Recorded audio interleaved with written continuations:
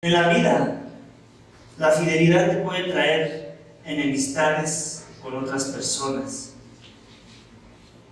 Como por ejemplo, si eres muy fiel al Club América, adivina qué, la mitad del país te va a odiar, ¿cierto? Sí. Si eres fiel a cierto partido político, aquellos que son fieles al opositor seguramente te van a juzgar, ¿cierto?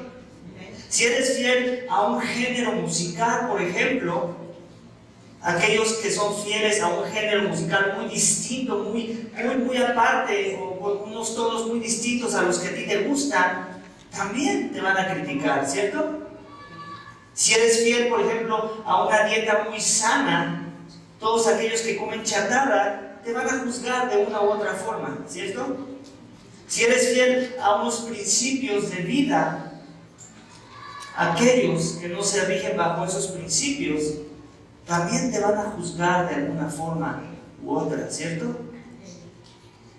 La fidelidad, aunque es una virtud, nos puede traer muchos problemas, enemistades y, como fue en el caso del apóstol Pablo, hasta abandono.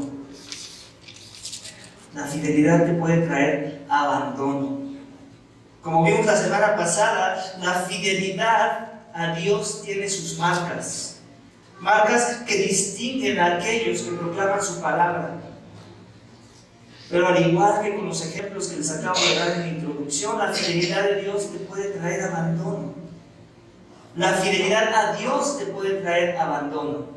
¿Te has puesto a pensar en eso?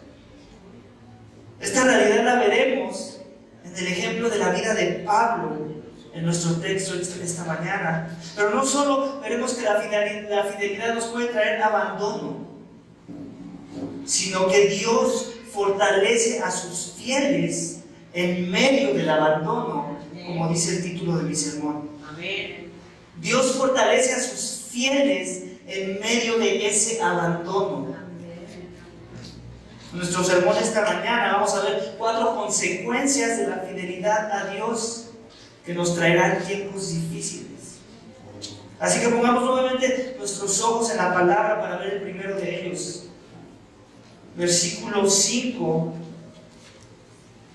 de nuestro último capítulo de la segunda carta a Timoteo, dice así: pero tú, sé sobrio en todas las cosas, sufre penalidades conmigo, haz el trabajo de un evangelista, cumple tu ministerio, porque yo ya estoy para ser derramado como una ofrenda de libación, y el tiempo de mi partida ha llegado.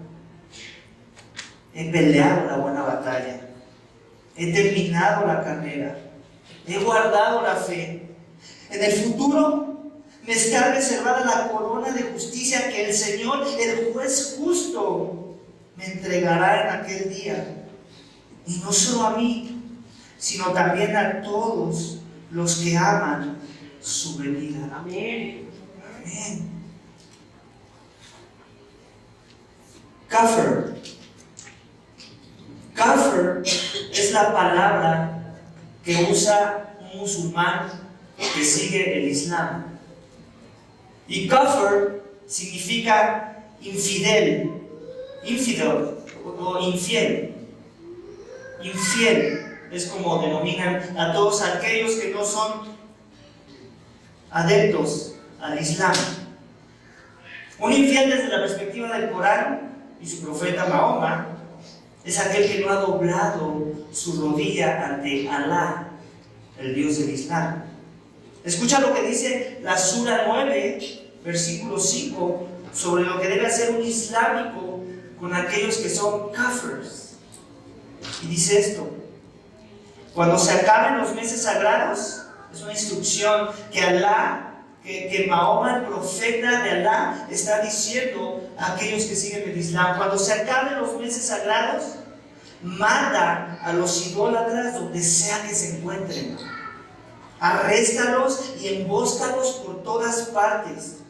Si se arrepienten y se ponen a orar y dan el impuesto de limosna, permíteles ir por su camino. Dios es perdonador y misericordioso. Amén. No, amén a eso no. Este es el Islam, este es el Corán. No, nosotros no decimos amén al Corán, ¿verdad? Aunque Pablo vivió 600 años antes de Mahoma, quien escribió el Corán, no escapó de tener que lidiar con este tipo de oposición por causa de su fidelidad, por causa de seguir a Jesús. Pablo era consciente de que la fidelidad a Jesús iba a ser repudiada por otros, repudiada al punto de buscar la muerte de un seguidor de Jesús. Para los cristianos de la época de Mahoma y hasta nuestros días, la muerte podía venir por causa del Islam. Para Pablo, vino por la mano del emperador romano de esa época. En la sección pasada, Pablo cerró hablando de aquellos falsos maestros que son engañadores y siendo engañados al mismo tiempo, ¿recuerdan? Se inclinan a las fábulas, a los mitos, en vez de permanecer en la verdad del Evangelio de Jesucristo. Y después Pablo hace una transición aquí en versículo 5 que empezamos a leer esta mañana, instruyendo nuevamente a su hijo Timoteo para mantenerse fiel a estas palabras. La fidelidad es algo bien importante en la vida cristiana. Es algo que tenemos que tener muy presente si te dices ser creyente. Y la transición la hace con esta palabra, y está en versículo 5 de sus Biblias: pero tú sé sobrio. Es una transición como que estos son así, pero tú sé sobrio. Como cuando le damos instrucciones a nuestros hijos, como diciendo: no te enfoques en mitos, en palabrerías vanas, en vacías, sé sobrio. Enfócate en lo primordial, en lo que es de primera importancia. No en las cosas que atraen a las masas, que dan una apariencia de piedad, pero que al final su camino es de muerte. En eso no hay sobriedad. Él está pidiendo a Timoteo: no te dejes maravillar, tú sé sobrio. Tú vete a las bases, a lo que en realidad importa, lo que va a dar vida espiritual a las personas. Sé sobrio, le dice. Pablo, mejor que cualquier apóstol de Jesús, sabe que la fidelidad a Jesús es igual a sufrir persecución. Una persecución similar a la que Mahoma, como acabamos de leer en Sura 9:5, le pide a sus discípulos que traigan sobre los kafirs, sobre los infieles, sobre aquellos que no siguen el Corán, al profeta de Alá, los cristianos, obviamente incluidos dentro de ese grupo. También le dice: pero tú haces el trabajo de un evangelista. En otras palabras, le está diciendo: no solo pastorees una iglesia, no solo edifiques a los santos con la sana doctrina, sino comparte constantemente el Evangelio. No solo dentro de estas 4 paredes, sino sal, para que otros que necesitan oír escuchen.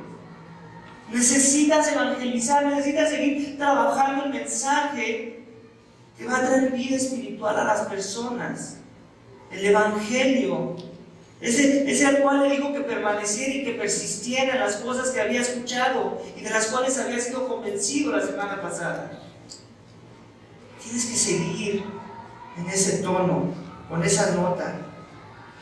También le dice: pero tú cumple tu ministerio. El ministerio al que se refiere Pablo es el que vimos la semana pasada en versículo 2, ¿recuerdan?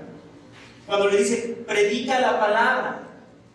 Su ministerio de Timoteo es el de un predicador, el de alguien que va a exponer la palabra de Dios sin temor, con verdad, con convicción, con poder, con certeza, sin titubeos. En ese ministerio Pablo le está pidiendo que persista. ¿Y por qué? El motivo lo vamos a ver en versículo 6. ¿Por qué tanta insistencia de Pablo para el cumplimiento del ministerio de su hijo Timoteo? Versículo 6, ¿qué dice? Porque yo ya estoy para ser derramado como una ofrenda de libación y el tiempo de mi partida ha llegado. ¿Qué significa eso? una ofrenda de libación. Pablo está usando una imagen de lo que Jehová instituyó en el Antiguo Testamento, de cómo las ofrendas tendrían que ser expuestas a Jehová para que Él las recibiera y perdonara sus pecados. La ofrenda de libación es una ofrenda de bebida, de vino. Esa ofrenda se derramaba sobre el lugar en donde iban a sacrificar al cordero. Ese vino simbolizaba ese derramamiento de sangre que estaba a punto de ocurrir. Y después ponían encima al cordero y obviamente lo mataban, lo sacrificaban. Y es así como se hacía la redención por los pecados. Entonces Pablo está usando esa imagen, esa figura de lenguaje para decir: yo estoy a punto de experimentar lo mismo. Él ya sabe que su muerte se acerca, está en la cárcel. Esta carta está siendo escrita desde una cárcel. Él simplemente está esperando su sentencia. Estoy a punto de ser derramado como una ofrenda de libación. En el contexto de Pablo, él era un ciudadano romano. Él no podía ser crucificado por la ley romana, así no lo permitía. Pero sabía que de alguna forma lo iban a matar. Lo más seguro, fuentes extrabíblicas dicen que fue degollado. Entonces ya se imaginarán la sangre que derramó ese acto de su cuerpo. Ese derramamiento, esa ofrenda de libación de la que él está hablando, es de la del momento de su muerte, que está en vísperas. Él ya lo está viendo. Pero luego, ¿qué dice el versículo 7? He peleado la buena batalla, he terminado la carrera, he guardado la fe. Todo, iglesia, todo lo que hemos venido viendo desde 1 de Timoteo hasta este punto de la carta, se resume en esto que Pablo le está diciendo a Timoteo que él mismo ha hecho. Pablo no animó a Timoteo a hacer cosas que él no dio un ejemplo. ¿Recuerdan la figura, el lenguaje figurado del que hablaba él, de que estaban en una batalla, de que eran soldados? De que ningún soldado en el servicio de su Señor se entretiene en los asuntos de la vida cotidiana, sino que por complacer a su Señor se enfoca en la misión. De eso está hablando Pablo. Yo he hecho eso.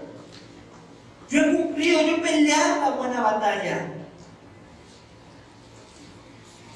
Tómame como ejemplo, le está diciendo. He terminado la carrera. También recuerdan que usó esa ilustración de aquel que corre la carrera y que se disciplina para terminar la carrera. Él ve la vida cristiana como una carrera. Así es como ve Pablo, algo en lo que te tienes que disciplinar, que tienes que mortificar tu carne, para que el Espíritu domine tu ser, para que tus obras no sean de malicia, sino de justicia. Y él lo ha modelado muy bien. Y él no tiene miedo de decirle: yo he hecho esto, he corrido la carrera, la he terminado. Y fíjate que no dice la he ganado, porque el que la ganó al final del día fue su Señor por él. Pero sí habla de algo de un sentir de perseverancia. No importa si llegaste en primer lugar o en último lugar, lo que importa es si llegaste. Y eso es lo que está transmitiendo Pablo. También le dice: he guardado la fe. El que persevere hasta el último, dice la Biblia por ahí en un pasaje, ese será salvo. Él está diciendo: yo ya estoy a punto de morir, mírame, que aquí estoy, a pesar de mis persecuciones, de mis sufrimientos, de mis batallas, de las golpizas que me han propinado, de que me han dejado medio muerto, de que me han blasfemado, me han vituperado. Básicamente se cumple lo que él dice en la carta de Colosenses, que en él se iban a terminar de cumplir los sufrimientos de Cristo. ¿Recuerdas? Cristo le prometió que iba a ser su discípulo, que ahora iba a proclamar su nombre y que le iba a enseñar cómo se debía de sufrir por causa de su nombre. Pues eso está pasando aquí, en la vida de Pablo. Él ha guardado la fe. ¿Y cómo la ha guardado? De dos formas: viviendo el Evangelio, guardando la doctrina y proclamando esa doctrina. Si yo tengo muy sana doctrina, pero no la estoy proclamando, adivina qué, tú te estás guardando la fe de una forma muy literal, la cual Pablo no está pidiendo. Él quiere que proclamemos, que hablemos a otros de esta verdad que es necesaria para que la gente venga a salvación. Eso es guardar la fe. En otras palabras, guardar la fe es no guardarla. No guardarte el mensaje, sino compartirlo a otros. Amén. Y por eso las golpizas que le propinaron, porque él no se lo callaba. Para él, el vivir era Cristo. En otras palabras, que si aquí estuviera Pablo presente, adivina qué, a él no le callarías la boca de estarte hablando de Cristo. Y si lo matabas, para él era ganancia. Porque entonces él iba a estar en la presencia de su Señor. Él tenía esa certeza de esa fe. Amén. Así deberíamos de ser nosotros. Así deberíamos estar buscando guardar nuestra fe. Así que, iglesia, hagamos esto. Esto de una cita que me encanta, que no recuerdo el predicador o el maestro que dijo esto, pero dice así: predica el Evangelio, muere y sea olvidado. ¿Te gustaría que eso se dijera de ti? Mira, predicó el Evangelio, murió, ¿y qué importa? Hizo lo que tenía que hacer, fue fiel. Fuiste olvidado ante los ojos de los hombres, pero ante los ojos de Dios, ¿adivina qué? La corona que te espera. La corona por haber guardado la fe. La fe que te declara justo, por haber confiado en el más justo. Pero no es lo único. Pablo no está diciendo, no está siendo egoísta. Él sabe que no va a ser el único que va a ser coronado por el juez. Vamos a leerlo, en versículo 8 nos lo dice: en el futuro me está reservada la corona de justicia que el Señor, el juez justo, me entregará en aquel día. Y no solo a mí, dice. ¿Te das cuenta de su humildad? Él no se está exaltando nada más. Él está haciendo una declaración certera y verdadera de lo que él vivió, como un ejemplo para Timoteo, pero también le está diciendo: hay otros, no soy el único fiel. Pablo no está haciendo eso, está diciendo: me entregarán en aquel día no solo a mí, sino también a todos los que aman su venida. Y ahora yo tengo esta pregunta esta mañana: ¿tú amas su venida? ¿Amas la venida? ¿Amas la idea de que el Hijo regrese como un justiciero, como un juez justo, que va a venir a juzgar a vivos y muertos? ¿Amas ese día? ¿Qué tanto tu mente entretiene ese pensamiento? Porque de eso depende si lo amas o no. No es muy fácil decir sí lo amo. La pregunta es: ¿cuánto piensas en ese día? Cuando amas a una pareja, todo el tiempo estás pensando en ella, ¿cierto? ¿Cuánto tiempo estamos pensando en aquel día en que nuestro Señor Jesucristo va a venir a juzgar con justo juicio? A que nada quede impune, con perfecta justicia, sin corrupción.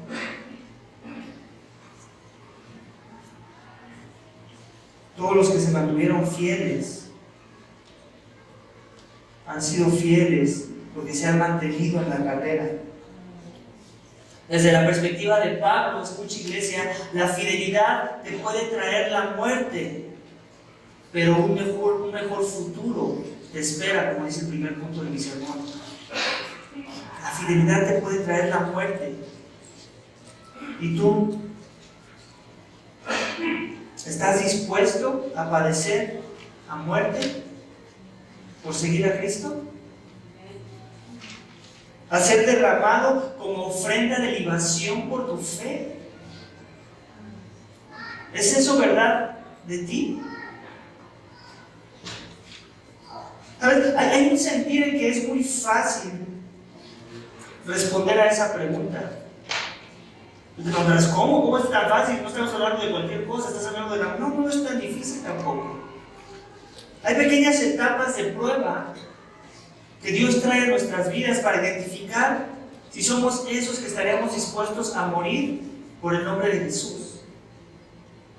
Estar dispuestos a ser degollados la cabeza por causa del Islam. Si eres miembro de la iglesia, por ejemplo, cuando alguien te pide que tienes que hacer algo para servir a la iglesia, Y pasa que tú por lo general no estás dispuesto. Es más, cuando te piden que asistas a un evento en el que no tienes que hacer nada, simplemente vas a ser bendecido, vas a recibir. Y tú por lo general no estás dispuesto. Siempre tienes alguna excusa. ¿Te has puesto a pensar si estarías dispuesto a dar tu vida por Jesús? Cuando ni siquiera estuviste dispuesto a sacrificar tu tiempo para bendecir o ser bendecido.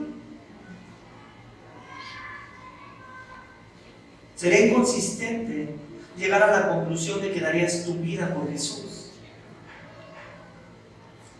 Este es solo un ejemplo, iglesia. Pero creo que es muy práctico, ¿cierto? Creo que todos lo entendemos. Todos nos podemos autoexaminar y ser honestos con nosotros mismos y así evaluar si en verdad estaríamos dispuestos a dar nuestras vidas como ofrenda de libación por el nombre de Cristo. Como vemos aquí con Pablo. El segundo aspecto de enemistad que te puede traer es ser fiel a Dios. Lo encontraremos en los siguientes versículos. Versículo 9, pongan sus ojos en las Biblias, por favor.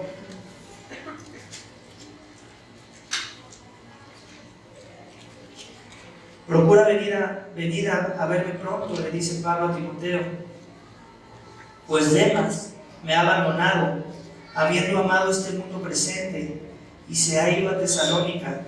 Crescente se fue a Galacia y Tito a Dalmacia. Solo Lucas está contigo. Toma a Marcos y tráelo contigo, porque me es útil para el ministerio. Pero a Tíquico lo envía a Éfeso.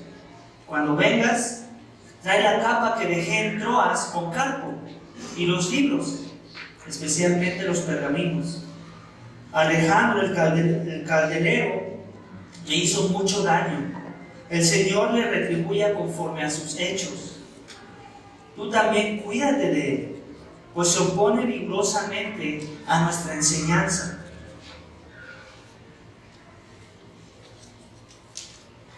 Iglesia, cuando yo estudié en una escuela vocacional. Y en una vocacional, para los que conocen un poco de esas escuelas, estudian mucho las matemáticas y necesitas una calculadora. Y no cualquier calculadora, tiene que ser una calculadora científica, buena. Entonces recuerdo un día en el que estaba yo en la clase o después de la pausa esperando la siguiente clase, y un compañero me dice: tengo una calculadora muy buena, ¿la quieres? ¿Me la enseña? Buenísima, ¿no? Nunca había tenido una tan buena. Me dice: te la vendo, y muy barata, ¿no? Y yo para entonces traía el dinero, por suerte, ese día, y se la pagué. Pues yo bien feliz con mi calculadora nueva. Al siguiente día abro mi mochila y sorpresa, adiós calculadora. Y yo estaba enojado, así de que tenía una supercalculadora, ahora ya no tengo nada, ¿no? Y yo estaba pues investigando, haciendo mi investigación, indagando quién había tomado mi calculadora, porque yo sabía y estaba seguro que yo lo había dejado dentro de mi mochila. Y después de tanta investigación, uno de mis amigos se me acerca y me dice: hey, adivina quién tomó tu calculadora. Y pues dime, ¿no? El mismo que te la vendió. Yo no puedo creer, en serio. Sí, yo estaba enojadísimo, iglesia, estaba muy enojado. No porque no antes me habían robado cosas, ya anteriormente había padecido de algo así. Es el simple hecho de saber quién fue el que me robó la calculadora. No solamente un amigo, sino el amigo que me la vendió. O sea, me estaban tomando el pelo de forma fatal. Y yo estaba muy molesto. Y yo, contrario de lo que hizo Pablo, yo sí me vengué. Obviamente no era creyente. Yo no dejé la venganza para el Señor. No les voy a decir cómo me vengué, porque no se trata de gozarnos en nuestros pecados, ¿verdad? Pero sí me vengué. Yo no fui como Pablo, de que el Señor me perdone su pecado, no. Pablo sí era así, porque el Espíritu de Cristo moraba en él. La fidelidad de Pablo en su vida como seguidor de Jesús muchas veces fue contrastada con la infidelidad de otros que tenían afecciones a otras cosas que eran más grandes que la afección que tenían por Cristo. Pablo no solo tenía afecciones hacia Jesús, sino que también las tenía hacia sus compañeros de milicia, sus hermanos en Cristo. En su lecho de muerte le pide a Timoteo venir pronto. En versículo 9 lo puedes ver. En versículo 11 vemos ese mismo énfasis de palabras. Cuando vengas, le dice. En versículo 21, igual procura venir antes del invierno. Entonces, ¿te das cuenta de ese énfasis, ese deseo? Contrario a lo que pasa con muchos que profesan fe en Jesús, que se convierten en llaneros solitarios. Aquí Pablo tiene no solo el anhelo y deseo de estar con Jesús en un futuro, como ya lo vimos, sino que mientras está aquí en la tierra, él anhela estar con sus hermanos, con esos fieles, para consolarse con ellos. En esta sección Pablo está hablando de dos grupos de personas: los fieles y los infieles. Los fieles, que ya no lo eran, los que eran no tan fieles, pero que ahora lo eran, y los que siempre han sido fieles. Hay muchos nombres en esta sección, ¿cierto? Voy a dar algunos ejemplos. Versículo 9 dice: procura venir a verme pronto, pues Demas, obviamente era un colaborador suyo. ¿Qué dice de Demas? Lo ha abandonado, habiendo amado este mundo presente. Pues Demas, aún si ustedes ven la carta a los colosenses, él les trae ahí su nombre como un fiel, mandando también saludos. Y aquí, lo que se dice de él, no podemos decir de una persona fiel a Jesús. Alguien que ha amado al mundo más que a Jesús es un infiel, ¿cierto? Ahora sí, él sigue diciendo nombres. Y ahí va a Tesalónica. Crescente, aquí está haciendo una coma, punto y coma. Crescente, no los metas dentro de ese grupo de Demas. Se fue a Galacia y Tito a Dalmacia. Ellos siguen siendo fieles. Ellos no lo han abandonado. Ellos simplemente han sido enviados. Siguen siendo colaboradores suyos. Ahí vemos los que se mantienen fieles. Solo Lucas está conmigo. Lucas, el autor del Evangelio de Lucas, el doctor, el compañero de milicia de Pablo, que seguramente estaba experimentando cárcel junto con él. Él está con él. Lucas está conmigo, dice. Él es un fiel.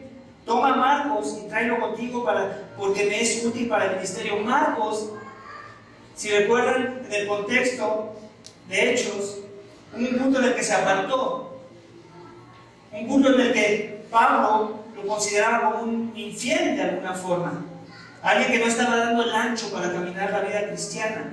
Pero aquí ahorita está diciendo que él era útil. En su lecho de muerte está hablando de un Marcos transformado. Entonces, alguien que estuvo un poco infiel regresó a los caminos. Y dice: tráelo, me es útil. Pero a Tíquico lo envía a Éfeso. Aquí dice: me ocurre pensar que, recuerden que Timoteo es un pastor de las iglesias de Éfeso. Se me ocurre pensar que más adelante vemos que le pide que venga, ¿cierto? Se lo está viendo tal vez como un relevo. En lo que tú vienes conmigo, lo voy a enviar a él para que te ayude a apacentar la grey, para que haya exposición de la palabra. Que cuando vengas, trae la capa que te dejé en Troas con Carpo y los libros, especialmente los pergaminos.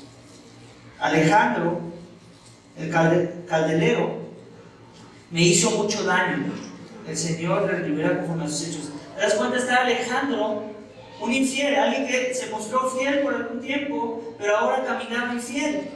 ¿De qué forma? En que sus enseñanzas estaban pervirtiendo la verdad de la palabra de Dios. Y obviamente ese es el tipo de daño del que Pablo está hablando. Seguramente también estaba hablando en contra de Pablo. Entonces, ¿sí vemos el contraste de personas? Fieles, infieles, unos que no se veían tan fieles, pero al final terminaron con él la carrera. Para Pablo la fidelidad te traerá oposición, pero tú mantente útil, como dice el segundo punto de mi sermón. Mantente útil. Útil como Timoteo, tan útil como querer llevarle una capa a alguien, como querer llevarle sus libros de estudio, los pergaminos. Útil como Timoteo, como Carpo que le guardó los libros. Muchas veces nos sentimos muy fieles y no somos ni capaces de hacer los favores más simples para el servicio de los santos. Y miren, yo no soy Pablo, claro, pero les voy a dar un ejemplo muy similar. Antes de yo venir a México, yo vivía en Canadá con mi familia y ahí atesoré muchos libros, muchos recursos cristianos que obviamente me iban a ser muy útiles cuando estuviera aquí. Entonces yo quería me deshice de todo menos de mis libros. Esos los guardé en maletas, llené 3 maletas de libros. Y yo sabía que tenía que ir a un entrenamiento y después tenía que regresar a Canadá por un corto tiempo, ya después para venir a Ciudad de México. Y yo no quería llevarme a ese entrenamiento que era de 4 meses en otro país. Todas mis maletas, que en realidad no las iba a estar usando en ese momento. Entonces yo le pedí a un hermano, que era hermano, no estoy diciendo que no lo era hermano. Le pedí que me guardara mis maletas para no tenerlas que transportar hasta ese lugar. Y adivina qué, uno esperaría gozoso, sí, claro, pues si te vas a ir a México, te ayudo en lo que pueda. Él tenía casa y suficiente espacio. Pues no, puso excusas. Empezó a dar excusas, cuánto tiempo te vas a tardar. Yo pude discernir la incomodidad que le estaba causando mi requisición. Y terminé llevándolas a otro lugar. Es más, creo que me las terminé llevando. Me dio mucha tristeza. ¿Por qué? Porque dije, eso no te estoy diciendo lee los libros de las maletas, no estoy diciendo guárdame las maletas. Llenas de libros, guárdalas en el lugar más recóndito de tu lugar donde vives. No quiero que tu casa se vea mal porque mis maletas estén tiradas en medio del pasillo. O sea, ¿se dan cuenta? Así a veces somos, y es un hermano y lo amo. Lo amo que no les estoy dando el nombre. Pero es triste ver que a veces así somos. Pablo nos advierte de cuidarnos de aquellos que contradicen la sana doctrina como Alejandro. Así que si eres uno de los que constantemente se opone a las cosas que se enseñan desde este púlpito, Pablo nos está exhortando a cuidarnos de ti. Si eres uno de los que comúnmente les cuesta trabajo conformar su mente a los principios bíblicos que aprendemos domingo con domingo, adivina qué, Pablo nos está exhortando a cuidarnos de ti. Es importante aclarar también, iglesia, ya lo hemos dicho antes, que la neutralidad al Evangelio es una forma de oposición al Evangelio. Y si eres neutral, adivina qué, hay un sentido en el que Pablo también nos está animando a cuidarnos de ti. Tu fidelidad a Dios, iglesia, escucha esto, es bien importante. Tu fidelidad a Dios siempre es proporcional al grado de utilidad que posees dentro y fuera de la iglesia local para avanzar el mensaje de salvación al mundo perdido.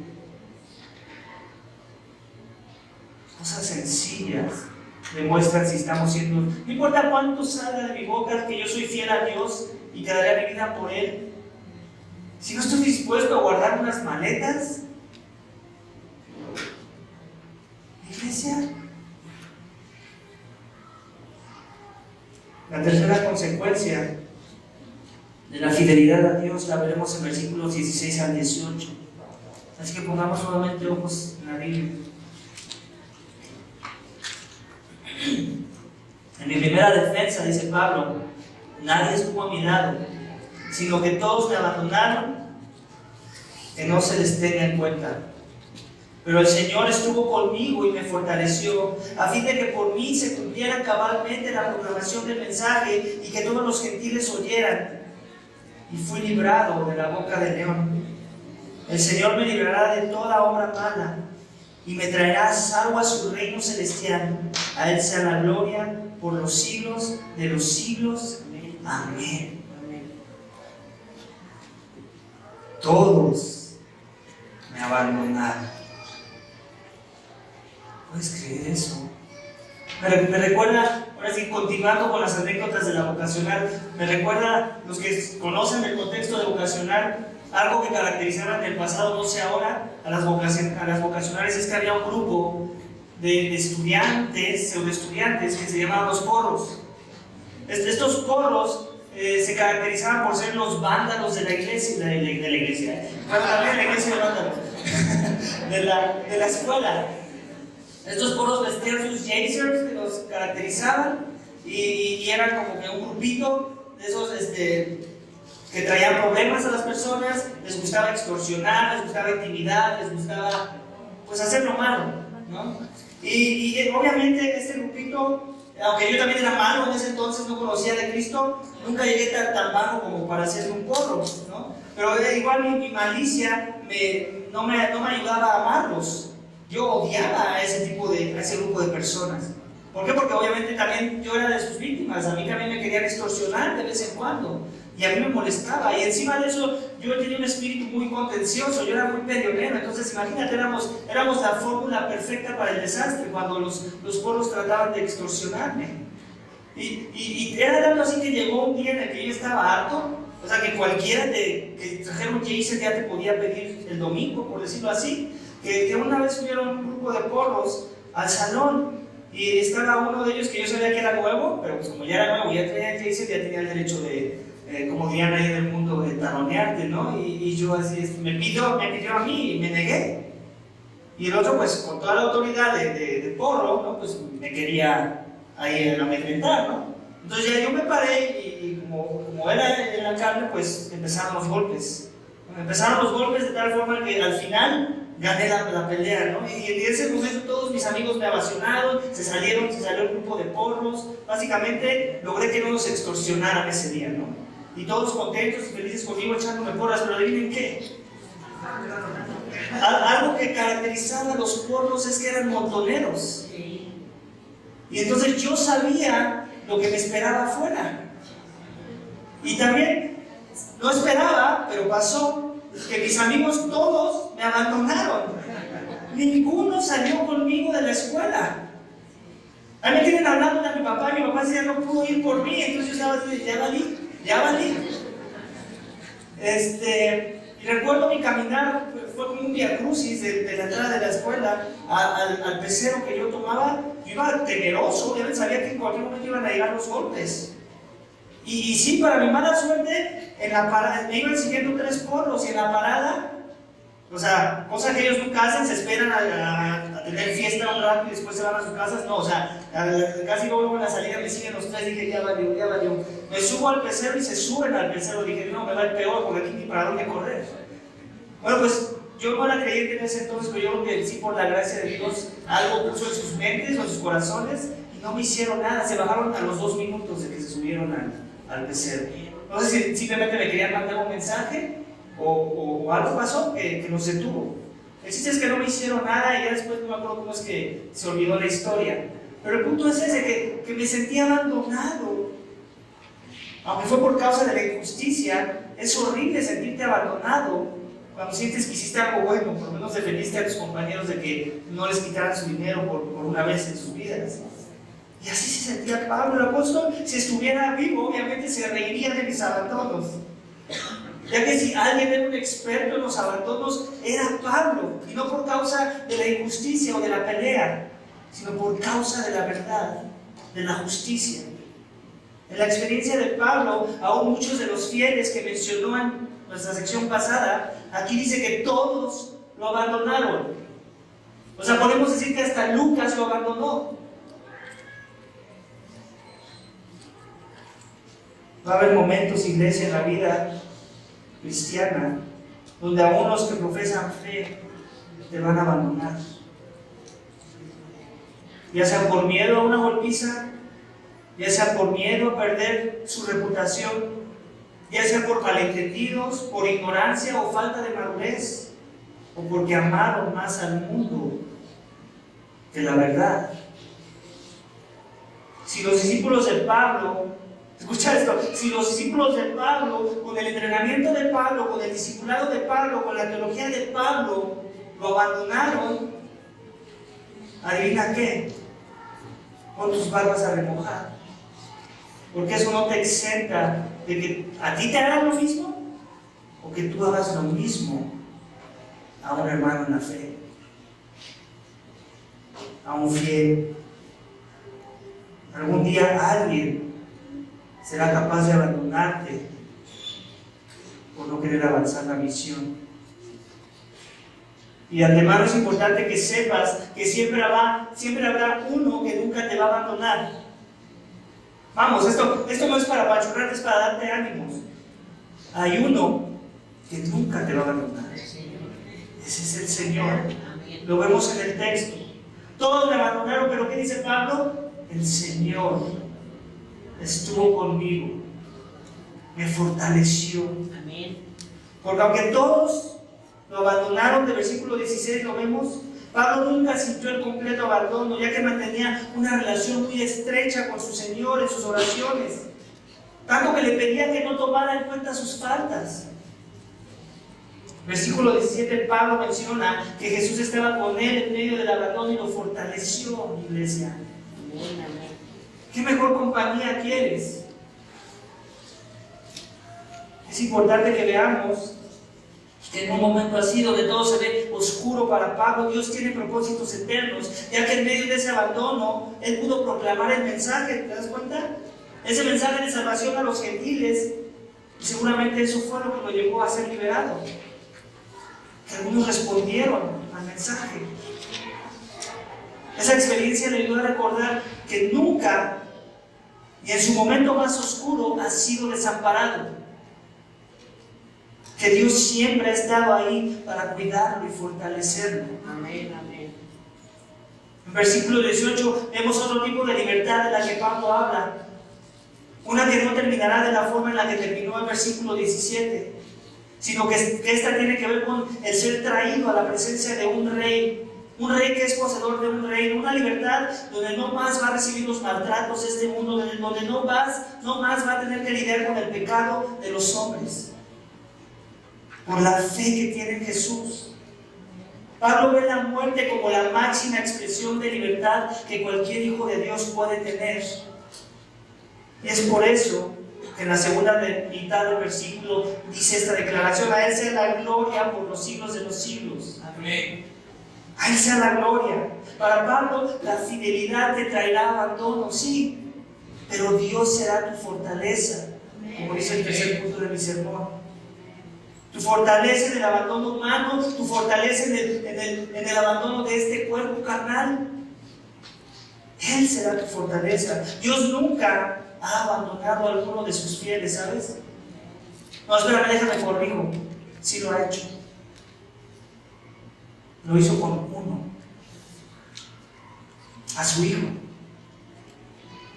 aquel que fue el fiel, más fiel de todos los siervos, que nunca pecó, que nunca le dio la espalda a Dios.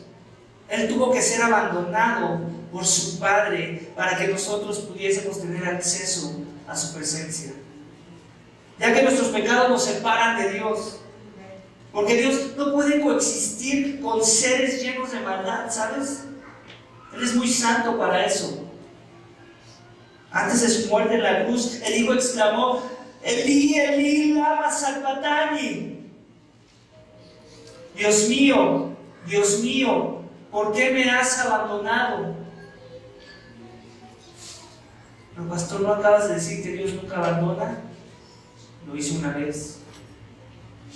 Y por lo que sabemos de las Escrituras, podemos aducir la respuesta a esa pregunta de clamor.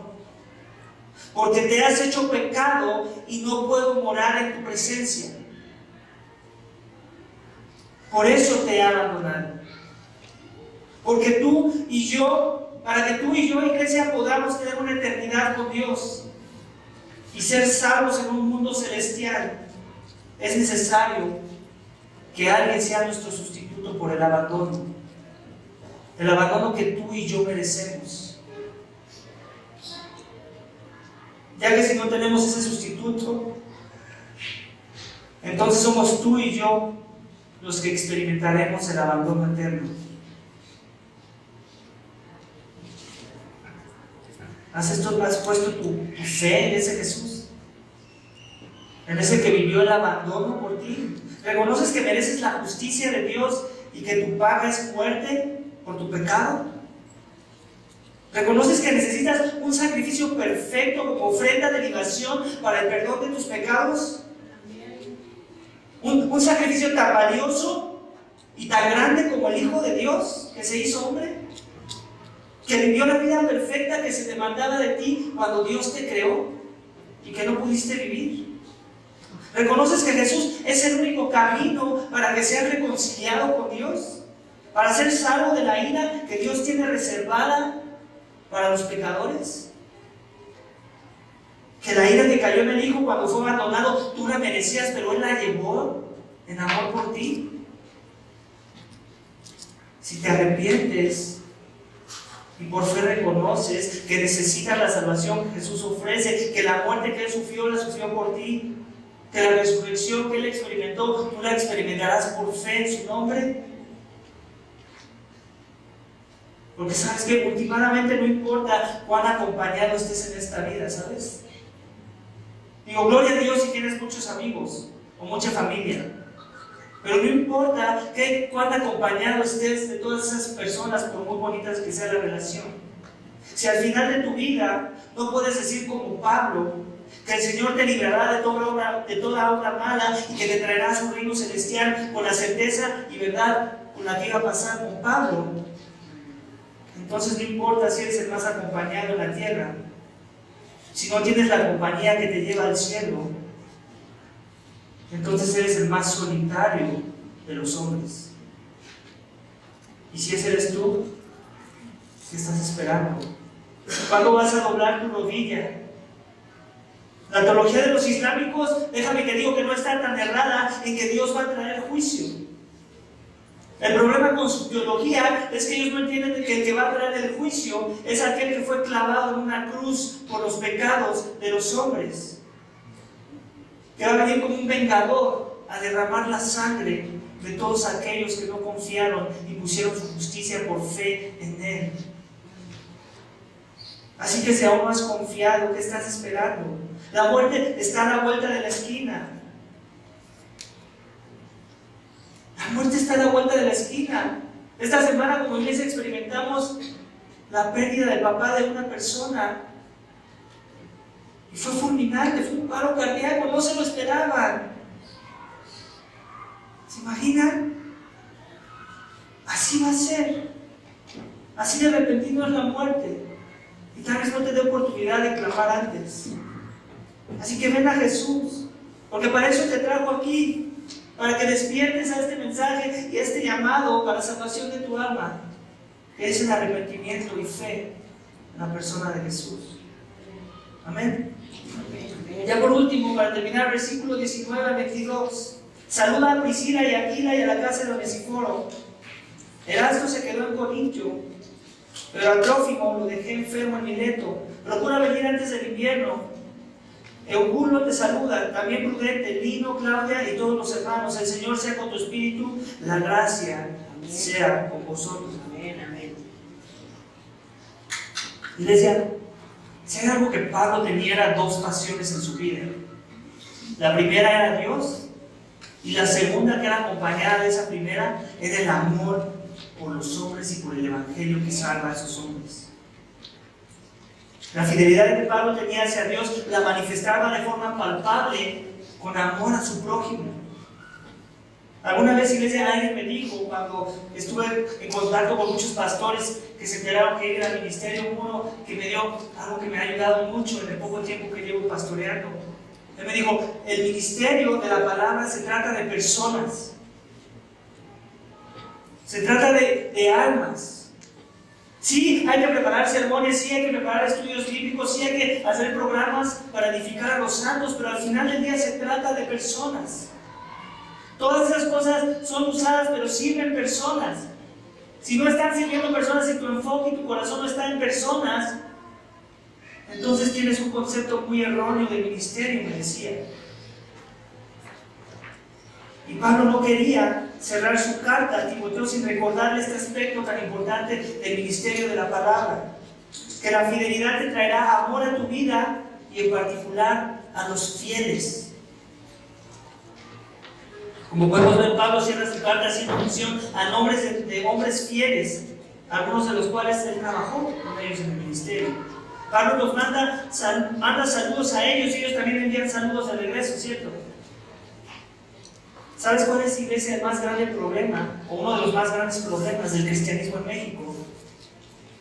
Que se nos olvida este principio fundamental de seguir a Cristo. Que seguir a Cristo es estar en contacto con su cuerpo, que es la iglesia, que son los creyentes las personas que han creído en Él. Amén. Eso es seguir a Cristo. No nada más mi doctrina, mi soledad, con mi comunión con Dios. Eso es parte de, pero no es el todo. La doctrina de la iglesia, la eclesiología, es de las más débiles, iglesia, tristemente, en el cristianismo mexicano. Y esto debido a que no somos capaces de ver cosas que Pablo nos enseña al final de su carta, cómo cierra esta carta, el saludo a los santos, a personas que no eran grandes apóstoles, simplemente eran fieles en la misión de avanzar el mensaje en comunidad. Eso eran ellos, simples mortales y fieles en avanzar juntos como un equipo el mensaje que trae salvación. No eran llaneros solitarios, sino miembros activos de su iglesia local. Le voy a decir a la iglesia, hay muchos de ustedes con los que no tengo nada en común. Pero ¿sabes qué? Lo único que tengo en común es suficiente para amarlos mucho. Mucho. ¿Y sabes cuál es la razón de ese amor? Es que a pesar de que tal vez tú y yo no seríamos los mejores amigos si fuéramos del mundo, el hecho de ver tu pasión y tu entrega por Jesús me incita a amarte. Ver tu fidelidad hacia Jesús y cómo creces junto con su iglesia. Mi amor hacia tu persona crece porque lo que nos une es muchísimo más grande que cualquier otro hobby o preferencia que nos pudiera unir. La gracia común que compartimos, el Espíritu por el cual fuimos bautizados. Y lo mismo que debería estar pasando a ti hacia otros. Es por eso que este año, iglesia, el enfoque de iglesia es la vida en comunidad, ¿cierto? Pero no porque no vaya a ser el enfoque el siguiente año, o el siguiente año, o de aquí a 10 años. Es porque si no empezamos ahora, que somos una iglesia bebé, a fomentar estas cosas, a vivir juntos la vida cristiana y no como llaneros solitarios, entonces ¿cuándo vamos a empezar? ¿Y cómo vamos a crecer en esa gracia? A ser fortalecidos en ese vivir, de entender que Dios te salvó no solamente para ir al cielo, sino también te salvó para vivir una vida en comunidad, preparándote para ese cielo. Es cierto que Dios fortalece a sus fieles en medio del abandono, pero también es cierto que los fieles no tienen por qué experimentar el abandono si entienden que Dios los salvó para vivir en comunidad y la fidelidad a Dios y los unos para con nosotros. La pregunta para que te lleves a casa es esta: ¿qué tipo de fidelidad o qué tipo de respuesta vas a dar a la fidelidad? ¿Serás de los fieles que viven la vida cristiana según la palabra de Dios? ¿O serás de los infieles que viven en oposición a los fieles de forma que te conviertes en una carga para la iglesia más que en una bendición? Mi oración es que sea la primera y no la postrera. Que Dios te dé la gracia para vivir la vida en comunidad en la iglesia cristiana que Dios diseñó. Una comunidad trabajando juntos para el reino de Dios, predicando juntos fielmente el mensaje de salvación y fortaleciéndonos juntos en la gracia que Pablo le pide a Timoteo que se fortalezca. Amén. Y si aún no conoces a Jesús, mi oración es que le conozcas y que el mensaje que has escuchado haga la diferencia en tu vida y seas salvo, no solo para que ames a Jesús más que cualquier otra cosa, sino para que también ames a su iglesia y te unas a la misión de llevar el Evangelio a otros.